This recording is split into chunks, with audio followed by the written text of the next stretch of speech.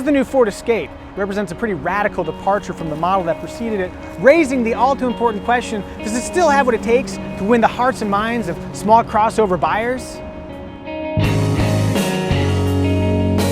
Shedding a design inspired by stacked boxes, the latest Escape sports a wildly dynamic exterior.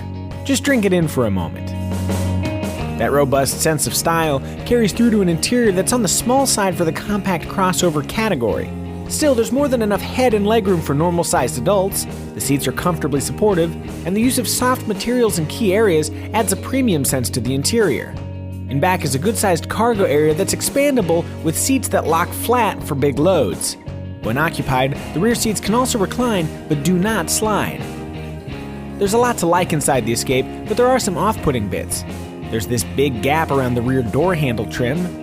These vents protrude far enough out to block the driver's view of the nav screen, and abrasive stitching and a not quite ergonomic shape make the steering wheel less than pleasant to touch. Where the Ford Escape truly distinguishes itself is with technology. The optional auto park feature, for example, is brilliant. Press a single button, drive along a line of cars or dumpsters, and it'll automatically tell you when you've passed a spot you'll fit in. Take your hands off the wheel, and all you have to do is operate the pedals. The sheer simplicity of it all makes what was once a novelty a genuinely useful tool. You can also add features like blind spot warning, a Sony premium audio system, heated seats, navigation, sync with My Ford Touch, and this nifty 3-prong outlet, which means you'll have no excuse for being unproductive wherever you are. Then there's the power rear liftgate. It's a feature not completely common in this category, but it's doubly cool in the Escape. Just wave a foot under here, and it opens. Although it sometimes takes deft control of your foot to get it to activate.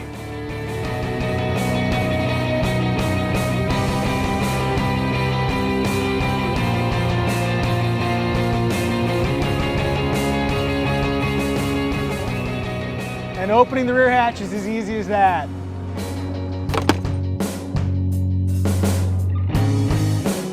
Here are your engine choices. They all have 4 cylinders, and compared with the fine-shifting 6-speed automatic transmission that downshifts quickly when you plant the throttle. Fuel economy figures for all engines range from the low 20s in the city to around 30 mpg on the highway. The mileage champ is the 1.6-liter, returning up to 33 highway mpg in front drive form, while the least efficient is the all-wheel drive 2-liter, returning a still not shameful 28 mpg on the highway. Despite a hit to fuel economy, the Escape's intelligent all-wheel drive system, which actively apportions torque to the tires that can best exploit it, might be a worthwhile add-on for those with active lifestyles. The top-tier 2-liter turbo has great power and is the engine you'll need if you want to exploit the Escape's maximum 3,500-pound tow rating. But the ample acceleration and superior fuel economy of the cheaper 1.6-liter make it the engine we'd probably choose. When it comes to driving dynamics, the electric power steering system mutes a lot of the information coming from the front tires. But despite a lack of feel, a reasonably quick steering ratio and well-damped suspension give the Escape a sporting demeanor. Its tight suspension means you feel a lot of little bumps, but the Escape's ride is never so firm as to be unpleasant. So, how much would you pay for a loaded Ford Escape titanium trim? Keeping in mind that includes a sweet power liftgate, auto park, and a ton of other features. If you said more than $37,000 without cringing just a little, congratulations! For that money you could buy an Acura RDX or a BMW X1. Neither car will have as many optional features to play with, but stepping up to a premium brand is pretty tempting. On the other hand, you can get into an Escape for as little as $23,000, but it's bare bones. Start adding basic niceties, and the Honda CR-V and Mazda CX-5 emerge as reasonably priced alternatives. Add it all up, and the Ford Escape has plenty going for it. It's practical, cool-looking, roomy enough, offers a cornucopia of awesome features, and is more fun to drive than most.